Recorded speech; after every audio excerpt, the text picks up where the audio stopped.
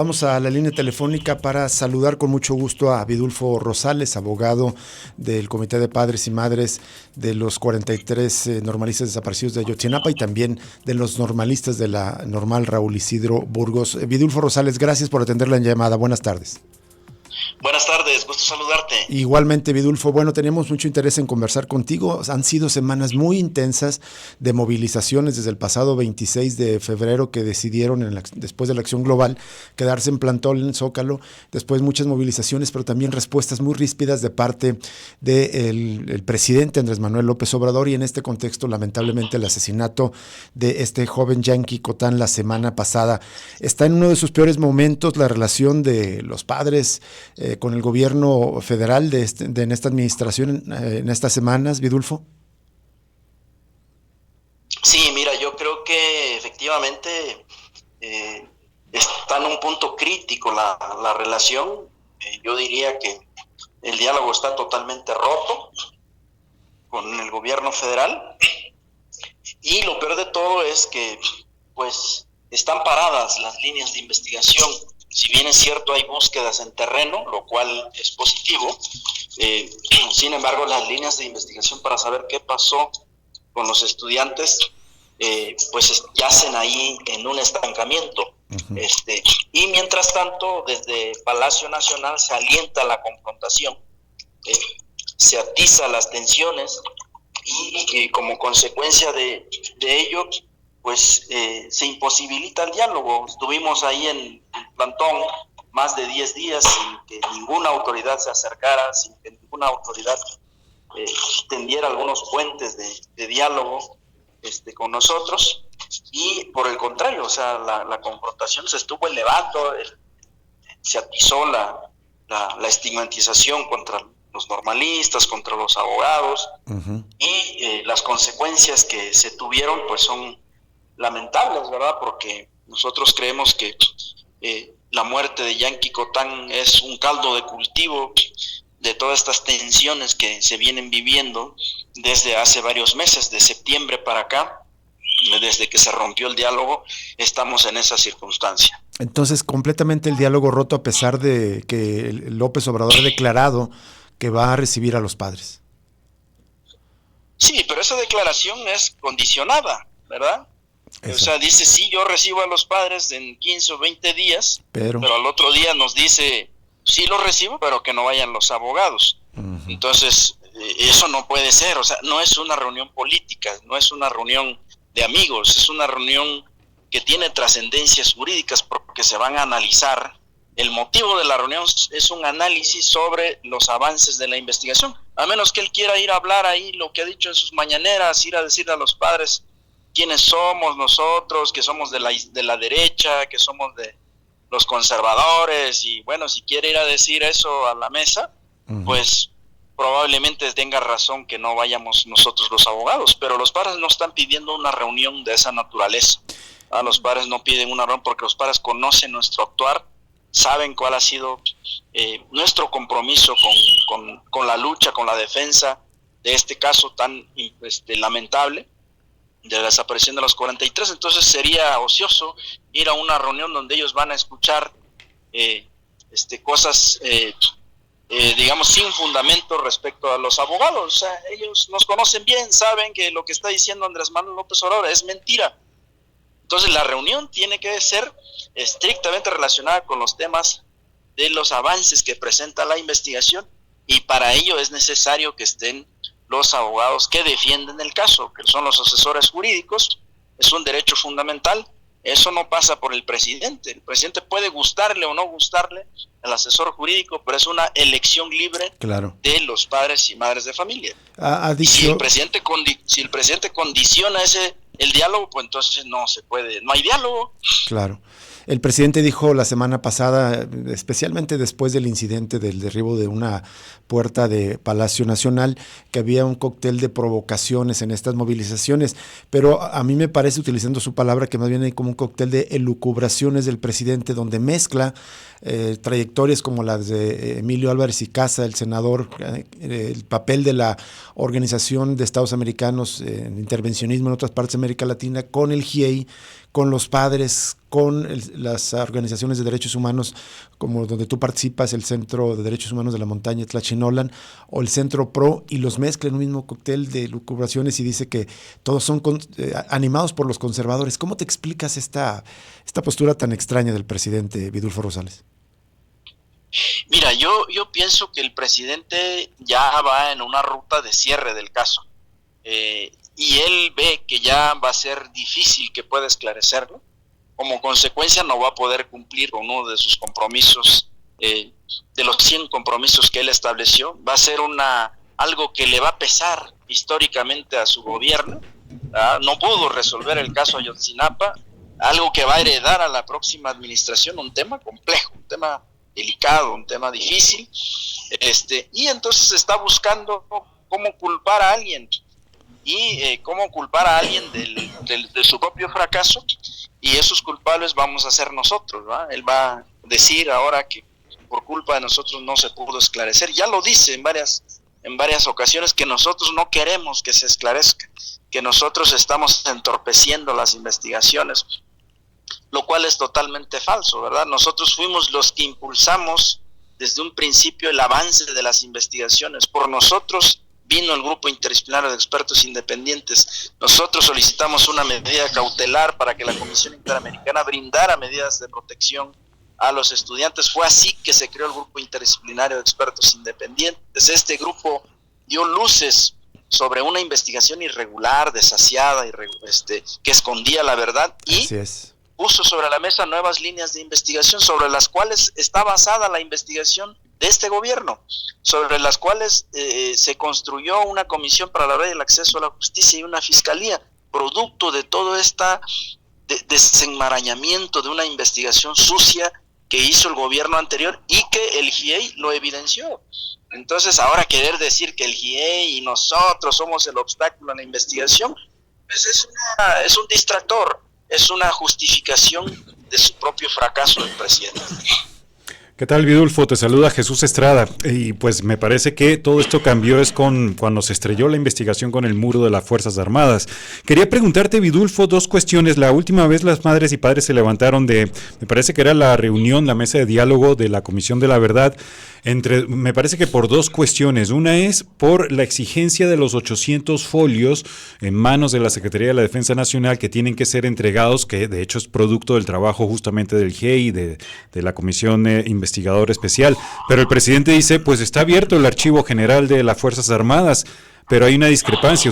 Las familias quieren son 800 folios específicos, ¿no?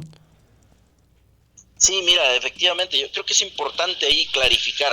Uh-huh. Es importante clarificar. Producto del avance de las investigaciones, estas vinieron arrojando luces sobre la participación del ejército mexicano. Cada vez que se investigaba salían más datos de que el ejército mexicano tuvo conocimiento y tenía información en sus archivos. Por esa razón, desde el 2019 se empezó a exigir al presidente que se abrieran los archivos. Fueron reuniones duras, ríspidas, complicadas, y desde ahí ya empezó el presidente a alejarse de las madres. Tú recordarás que antes teníamos reuniones casi cada mes. Así es. Cada mes, pero ya llegado 2019, casi a fines del 2019, hubo un enfriamiento en las reuniones, producto de estas tensiones y estas exigencias de los padres de familia de que se abrieran los archivos. Se abrieron los archivos, se revisaron más de 70,000 documentos, se entregaron más de 70,000 documentos. Dentro de estos 70,000 documentos surgieron datos importantísimos que implican al ejército mexicano en los hechos, por lo menos en grado de omisión, ¿verdad? Y particularmente una información relevante que tiene que ver con una intercepción telefónica que dice que 17 estudiantes están siendo trasladados de barandilla municipal a un lugar a las afueras de Iguala. Entonces, de ahí que al hacer esa revisión, el grupo interdisciplinario de expertos independientes de más de 70,000 o cerca de 70,000 documentos, al revisarlos encuentra huecos en el foliado. Uh-huh. Hay interrupciones en el foliado, de tal manera que se hace una contabilización y son 866 folios los que el ejército no entregó en aquella revisión que se hizo de 2019 al año 2021. Entonces ese es el foliado faltante que se está exigiendo. Ya hay información muy importante, pero esa información es incompleta e inconclusa. Voy a poner un ejemplo rápido. Sí. Por ejemplo, este tema de los 17 estudiantes trasladados, lo único que hoy tenemos es una foja transcrita correspondiente a la intervención telefónica. O sea, el ejército interviene en los teléfonos de los perpetradores en los que hablan de que están tratando 17 estudiantes, y eso es transcrito nada más en una foja. Entonces creemos que eso es una partecita nada más de toda la comunicación que ellos intervinieron. Claro. Y aparte eso no se le puede dar ruta jurídica, necesitamos la comunicación completa, necesitamos los teléfonos que fueron intervenidos, quiénes fueron los soldados o militares que hicieron esas intervenciones, deben ir a declarar. Toda esa información, por ejemplo, no la tenemos, se ha estado pidiendo desde el año 2021 y no se quiere dar. Nosotros creemos que muy probablemente en esos 800 folios pueda venir información que pueda dilucidar este tema. Claro. 17 es un número importante, no es menor. Imagínate que logremos dilucidar dónde están y qué pasó con los 17, pues va a dar un vuelco distinto a las investigaciones. Sin duda. Nosotros pensamos que entre esos 18 folios puede encontrar esa información. Ahora, ahí es donde estamos parados, ahí es donde se rompió el diálogo en el mes de septiembre de este año, con una posición inamovible del presidente y del ejército mexicano en decir, ya no tenemos nada que dar, ya entregamos toda la información. Se refieren a esta información de 70,000 documentos que ya dieron, ellos dicen, eso es todo, nosotros ya no tenemos nada más. Y nosotros le decimos, sí, pero aquí hay un corte, aquí hay folios faltantes, hay 800, entréguenlos.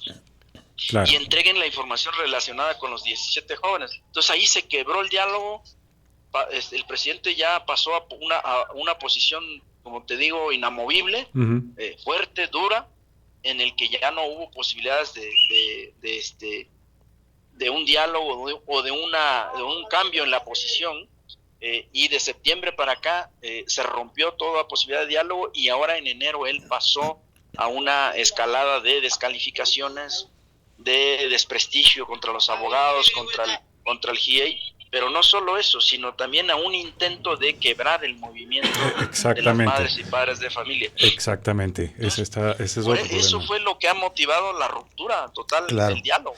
Vidulfo, nos gustaría plantearte un par de preguntas, pero tenemos que hacer un breve corte de estación. ¿Nos aguantas un minuto y volvemos al aire? Sí, claro que gracias, sí. Muchas gracias.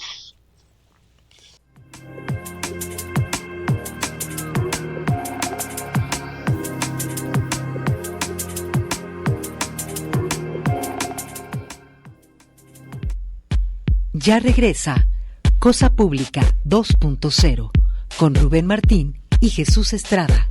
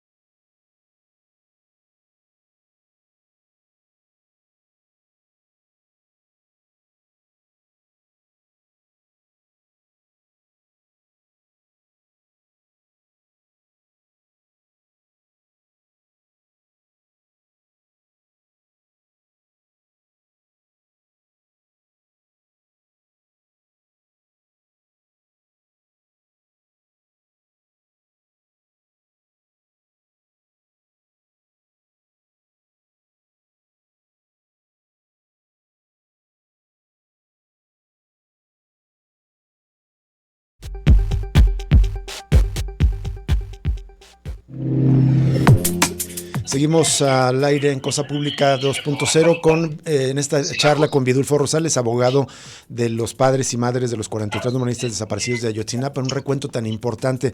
Vidulfo Rosales, al principio del actual gobierno parecía cierto optimismo, por lo menos le dieron un cheque de confianza, una oportunidad de confiar en el gobierno. Parecía que caminaban las cosas con la creación de la comisión, con el avance de la integración de la Fiscalía Especializada, la participación de los padres en la designación del fiscal, la vuelta del GIEI. ¿Cuándo, dices, en la historia reciente fue en septiembre del año pasado, pero cuándo fue el momento decisivo? ¿La renuncia de Alejandro Encinas, cuando se acusó el ejército? Es decir, cuando empieza a indagarse el ejército, ahí es donde da un vuelco la relación con el presidente y el actual gobierno en este momento, con los padres, y para esclarecer el caso Ayotzinapa, Vidulfo. Sí, mira, yo creo que fueron como 3 momentos. Un primer momento, como te decía, cuando se le empezó a exigir la apertura de los archivos militares. Uh-huh. Y los padres empezaron a decir, nosotros creemos que los militares saben dónde están nuestros hijos. Ahí empezó el choque. Él dijo, no, a ver, yo meto las manos al fuego por el ejército mexicano, por el secretario de la Defensa Nacional, yo sé, es muy honesto. Bueno, ahí empezaron como las tensiones. Pero todavía seguían las reuniones, muy esporádicas, pero seguían, pero bajó el nivel, digamos, de frecuencia, fluidez en el diálogo que había. Un segundo momento ya sube, digamos, la tensión más con él, cuando cerca de septiembre del año 2022, exacto, Omar Gómez hace una consignación grandísima, como de 180 personas, que incluye varios servidores, varios policías federales, estatales, ministeriales, personas del Grupo Delictivo Guerreros Unidos, y van 20 elementos del ejército mexicano ahí. Ahí tú recuerdas que hubo una crisis fuertísima. Sin duda. En el que el presidente dijo que había un intento de dinamitar las investigaciones y que se quería provocar una sonada dentro de las Fuerzas Armadas. Estas mismas elucubraciones que hace ahora también las hizo en aquella vez. Incluso hasta deslizó que había gobiernos extranjeros interesados en afectar al ejército mexicano. Bueno, esa fue una crisis muy dura que después motivó la renuncia de Omar Gómez. Ahí empezó, digamos, el desmantelamiento de este gran mecanismo extraordinario de justicia que se creó para resolver el caso Ayotzinapa, que era la UIELCA, sí, y que es la UIELCA y la COBAG, ¿verdad? Entonces se vinieron las tensiones, y el tercer momento fuerte fue nosotros todo el año 2023 nos las pasamos exigiendo la reactivación de las órdenes de aprehensión. Así es. Finalmente por ahí de junio del 2023 se logró esta reactivación. Y luego de que se logra la reactivación, pasamos nosotros a exigir la entrega de los 800 folios y de esta información relacionada con los 17 jóvenes trasladados de Barandilla Municipal. Y llegamos a septiembre del 2023 con el tercer nivel de crisis que de plano terminó por resquebrajar y provocar una ruptura total del diálogo. Entonces creo que esos son los momentos digamos, duros en que se vio afectada la crisis en el diálogo con el gobierno. Te paso a Jesús. Vidulfo, una última pregunta de mi parte es los acontecimientos, digamos, sube la tensión este año, está el asesinato de Yonki, el estudiante Cotán, allá en Guerrero. Ese asesinato, digamos, viene a ser uno más en una serie de represiones que ha sufrido el movimiento estudiantil allá de Ayotzinapa desde muchos años, pero el que recordamos los asesinatos en diciembre del 2011 de 2 estudiantes, obviamente la desaparición de los 43, y ahora esto es una señal de que se mantiene, a pesar de los cambios de gobierno, la criminalización, la estigmatización contra los estudiantes, o incluso que se haya agravado con estas tensiones de parte del gobierno de López Obrador? Mira, sí, tiene dos vertientes, yo creo. Se puede explicar en dos vertientes el asesinato del compañero normalista Yanqui Cotán. Primero, como tú bien lo apuntas, ya la Normal Rural tiene una historia de agravios en su contra, de asesinatos contra los estudiantes, que empezó en 1988 con el asesinato de Juan Manuel Huicán, en una protesta que se hacía en Ayotzinapa, ahí en las escalinatas, es asesinado por la policía ministerial. Después tendríamos nosotros el asesinato del 12 de diciembre de 2011 de 2 estudiantes, la del 26 de septiembre de 3 estudiantes, y otros estudiantes que murieron en condiciones que hoy no se han esclarecido, uno en el 2013 y otro en el 2016, por accidente, supuestamente. Uno muere por accidente dos mueren por un accidente automovilístico en Atoyac, los pasó a traer un tráiler cuando hacían un boteo ellos, y muere 2 estudiantes más en un supuesto asalto de Chilpancingo a Tixla, cuando ellos iban en una urban pasajera en el año 2016. En total, incluyendo estos 4 estudiantes que murieron en estos 2 hechos, que no se han investigado, estamos enumerando un total de 11 estudiantes asesinados. Y aparte, nosotros vemos, verdad, que continúa la persecución contra las normales, pese a los gobiernos de Morena, que en Chiapas ustedes han visto cómo han reprimido fuertemente a los estudiantes de Mactumaxá. Hubo cerca de 98 estudiantes presos. En Michoacán hay cerca de 30 estudiantes con acciones judiciales de la normal de Tiripetío, Michoacán. En Cañada Honda también hubo represiones fuertes contra las estudiantes. En Panotla, Tlaxcala, en Panotla, Tlaxcala, el gobierno de Morena reprimiendo a las compañeras. En Teteles, Puebla, cuando vivía el exgobernador de ahí de Morena, también una represión fuertísima. Es decir, sigue la persecución contra el normalismo rural, y por ahí se explica que haya mucha estigmatización en los gobiernos de los estados, incluso de Morena, pues en Guerrero es de Morena. Claro. Y eso genera un marco permisible para la agresión a los estudiantes. Y particularmente ahorita, que creemos nosotros que Andrés Manuel López Obrador ha elevado el encono. En cada mañanera, al hacerlo contra el movimiento, contra nosotros, decir que los padres son manipulables, que no piensan, que cómo es posible que tienen estos abogados que los manipulan, o sea, ofenden pues a los padres de familia, ofende a los estudiantes, ofende al movimiento, y nosotros creemos que como consecuencia de eso se generan estos marcos permisibles para la agresión de los estudiantes de Ayotzinapa, y se dio lo de Cotán en un ambiente tenso, ¿verdad? Imagínate, el día 6 hubo la protesta en Palacio Nacional y al otro día él fue asesinado. Terrible. Así es. Vidulfo Rosales, te agradecemos enormemente tu disposición para charlar con nosotros aquí en Radio Universidad de Guadalajara, y seguimos en contacto para seguir presentando la información detallada sobre este caso tan relevante para la vida de la Claro que sí, gracias a ustedes por todo el espacio que nos dan. Al contrario, Vidulfo Rosales, gracias. Hasta luego. El abogado de los padres y principalmente uno de los principales señalados por el presidente en estas elucubraciones. Nos vamos, lo invitamos a permanecer en sintonía de Radio Universidad de Guadalajara, y mañana lo invitamos a que nos acompañe nuevamente a otro análisis crítico de la realidad aquí en Cosa Pública 2.0. Hasta mañana, gracias. Hasta luego.